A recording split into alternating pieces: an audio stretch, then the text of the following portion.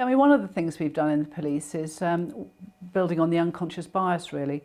We are conscious that we have a fairly low percentage of women and other people with protected characteristics that go on to higher ranks in the police. So we've done some work with our chairs of our promotion boards around unconscious bias. So they've all been tested so that they are aware of what their unconscious bias is. So it's not a criticism, it's about knowing that they've got it. And then what they do at the beginning of a panel is share that with the other board members. So the other board members can then identify if perhaps the chair, who's obviously steering the process, is beginning to creep into an unconscious bias territory. And because you can get the halo and horns effect. So they see a candidate, they kind of probably looks like them in the mirror, that kind of, they can see something. And so they'll ask a very supportive supplementary question. Whereas with another candidate, maybe they don't identify with so readily, they won't ask for supportive. So therefore you're advantaging one candidate over another.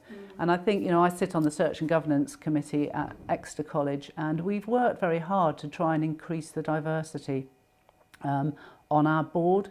You know, we know that there's about 80% of people that sit on Search and Governance boards are male and over 60. And in fact, actually, the diversity of our board is exactly that. I'm the only woman and I'm under 60, and I would say almost, probably not actually to be fair, that most of our men aren't over 60. But I am the sole woman representative. And they probably get fairly fed up with me banging on about gender issues and protected characteristics, but that's very much kind of where I come from. So when I first joined the board, and really up until the last couple of years, we've selected board members very much on, does anyone know anyone who might be good on the board? And so people go off and ask their best friend type thing.